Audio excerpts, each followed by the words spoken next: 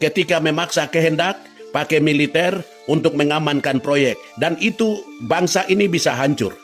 Ini bukan bangsa yang besar, tapi ini bangsa yang tidak tahu menghargai dan menghormati kemanusiaan yang adil dan beradab. Lalu militer pasang diri seperti mereka lah segala-galanya. Di atas kalian masih ada Tuhan. Halo sahabat Manuskrip Papua, selamat datang kembali di kanal YouTube Manuskrip Papua. Jika tanah ini sudah diwariskan turun-temurun sebelum Indonesia berdiri, mengapa suara pemilik tanah seringkali menjadi yang terakhir didengar? Pastor John Bunai mengingatkan bahwa pembangunan tidak boleh berjalan dengan mengabaikan masyarakat adat dan warga lokal yang telah hidup, menjaga, dan mewarisi tanah mereka selama beberapa generasi. Menurutnya, setiap daerah di Nusantara memiliki sejarah, budaya, dan masyarakat yang telah tumbuh jauh sebelum negara modern terbentuk. Karena itu, setiap rencana pembangunan seharusnya diawali dengan dialog, penghormatan, dan keterlibatan aktif masyarakat setempat, bukan sekadar keputusan dari pusat yang kemudian dipaksakan ke daerah. Ia menilai bahwa masyarakat lokal saat ini memiliki banyak sumber daya manusia yang mampu berkontribusi. Anak-anak daerah telah mengenyam pendidikan, menjadi akademisi, profesional, dan pemimpin di wilayahnya masing-masing. Potensi tersebut perlu diberi ruang untuk ikut menentukan masa depan daerah mereka sendiri. Pastor John juga menyoroti pentingnya melibatkan tokoh adat, perguruan tinggi lokal, serta para ahli yang memahami kondisi sosial dan budaya setempat. Dengan cara itu, pembangunan dapat berjalan tanpa menimbulkan konflik, tanpa meninggalkan luka sosial, dan tetap memberikan manfaat langsung bagi masyarakat yang hidup di atas tanah tersebut. Menurutnya, kesejahteraan yang berkelanjutan hanya dapat tercapai jika masyarakat lokal menjadi bagian dari proses pembangunan, bukan sekadar menjadi penonton di tanah yang selama ini mereka jaga. Ia mengajak semua pihak untuk mengedepankan penghormatan terhadap martabat manusia, budaya lokal, dan semangat persatuan. Sebab rasa dihargai dan dilibatkan merupakan fondasi penting untuk menjaga kebersamaan dalam keberagaman Indonesia. Bagaimana pendapat Anda? Apakah setiap proyek pembangunan strategis seharusnya wajib mendapatkan persetujuan dan keterlibatan aktif masyarakat lokal sebelum dijalankan? Tulis pendapat Anda di kolom komentar. Manuskrip Papua. Shalom saudara-saudari terkasih. Saya mengikuti perkembangan hari-hari ini. Kita boleh ngomong yang jujur saja, yang jujur.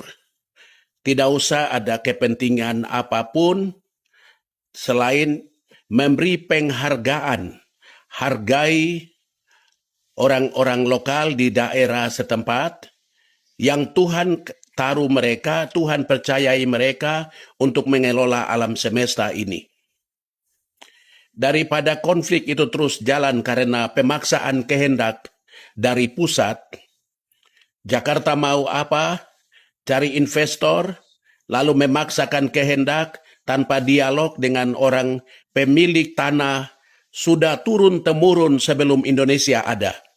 Kita harus ngomong jujur, Sebelum bangsa Indonesia ada, setiap suku, marga, adat, budaya, ahli waris, itu Tuhan sudah taruh orang-orang itu di Sumatera, di Jawa, di Flores, di Kei, di tanah Papua, di Ambon, itu Tuhan sudah taruh orang-orang di situ dan mereka sudah berkembang beranak cucu sampai ke generasi yang sekarang ini.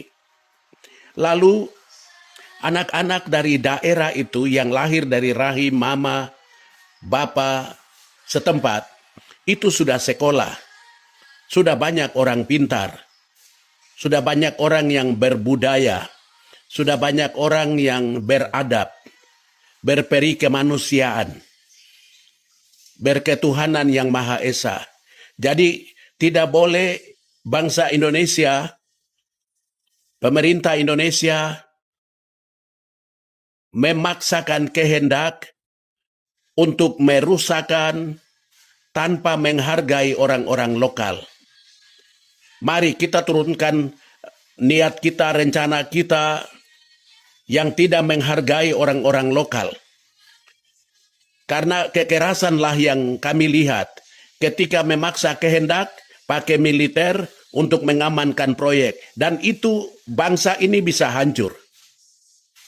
Karena melahirkan luka, ketidakpenghargaan kepada orang-orang lokal.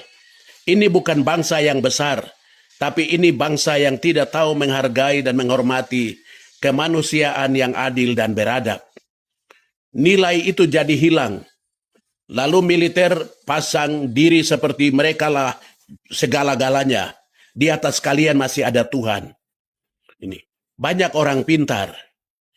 Maka sebagai anak bangsa yang tahu menghargai, menghormati, mencintai semua manusia yang beradab yang ada di atas tanah itu, bagus kalau kita mulai memberikan penghargaan kepada tua-tua adat, orang-orang setempat, akademisi setempat, untuk bukan kepentingan, tetapi melihat potensi-potensi lokal. Lalu bagaimana potensi-potensi lokal itu diberdayakan tanpa merusakkan apa-apa, tapi dimanfaatkan buat masyarakat penduduk setempat itu sejahtera, bahagia di atas tanahnya. Lalu dari hasil itu dipakai untuk kesejahteraan mereka dan juga kesejahteraan yang lain. Sebab saya lihat yang jadi sekarang adalah pemaksaan kehendak.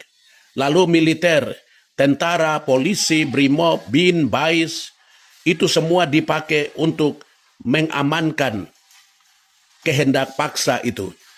Yang tentu tidak akan berhasil. Dia akan berhasil dalam waktu singkat saja. Karena kita pakai pupuk, kita pakai begini, pakai begitu. Karena ada dari dulu itu sudah ada satu peribahasa bilang panas-panas tai ayam. Di depan ini panas, semangat, ketika ini mulai rusak, upah sudah mulai tidak jalan, tanah sudah mulai tidak menghasilkan lagi, lama-lama dia akan low juga. Lalu tinggal adalah kenangan kepahitan. Karena orang adat sendiri tidak dihargai, orang adat tidak diberi ruang, tidak pakai ada akademisi lokal. Misalnya kalau di Papua, bagaimana kita pakai perguruan tinggi, Universitas Cenderawasih yang ada, bagian antropologi, sosiologi, untuk meneliti baik di tempat ini bisa buat apa, di sana bisa buat apa, sana bisa buat apa, sambil bicara dengan masyarakat adat, supaya mereka dengan sukacita memberi lahan. Dan mereka juga menikmati dari lahan itu. Tapi kalau kita kasih kepada perusahaan lain, orang setempat mau kemana? Nanti mereka sudah pagar, akhirnya orang setempat nanti ada di luar pagar. Kita berdosa. Ini kita berdosa. Saya yakin dan percaya kalau kita masih gunakan pola yang seperti sekarang, cepat atau lambat, pasti kita akan hancur. Bangsa Indonesia negara kepulauan ini, pulau-pulau akan pecah-pecah. Karena kita ini dipersatukan, karena kita diberi penghargaan. Bhinneka Tunggal Ika, dihargai dalam budaya, pikiran, tradisi, lahan lokal, apa semua. Itu yang bikin kita bersatu. Tapi kalau yang model sekarang, percaya, cepat atau lambat, perbuatan yang kita lakukan ini, bikin ada manusia lain bisa intervensi masuk. Atau manusia lain sesama yang lain. Mereka bisa potong, tutup saluran-saluran berkat yang datang ke Indonesia. Maka rupiah bisa anjlok. Ketika itulah nanti masing-masing daerah akan pecah. Kita ini hanya dikuatkan sebagai satu kesatuan bangsa ini hanya karena ada tentara, polisi. Kalau tentara dan polisi sudah tidak ada, itu sudah masing-masing sudah minta berdiri sendiri. Sekarang bagaimana membangun rasa, dihargai, dihargakan, lalu yang lokal itu diberi ruang, supaya kita tetap bersatu dan kita membangun negeri yang kaya ini. Jangan membodohkan siapapun, kita semua sudah sekolah, kita semua pintar, jangan pakai adik-adik tentara yang baru, polisi yang baru-baru 1-2 strap itu, jangan pakai mereka. Jangan perintahkan mereka untuk melakukan intimidasi, teror, atau kekerasan ini, kekerasan itu kepada warga negara sendiri. Ini sangat jelek, perbuatan yang paling tidak terpuji. Semoga kita berpikir secara waras, kita memberi penghargaan, bahwa kita semua sudah sekolah, kita mengerti, kita tahu adat, kita bermartabat untuk mengelola negeri ini. Kemuliaan bagi Allah di tempat yang maha tinggi, damai di hati kita semua, dan sejahtera kita tuai. And that's our story for today. Stay with us for the next chapter. This is Manuscript Papua.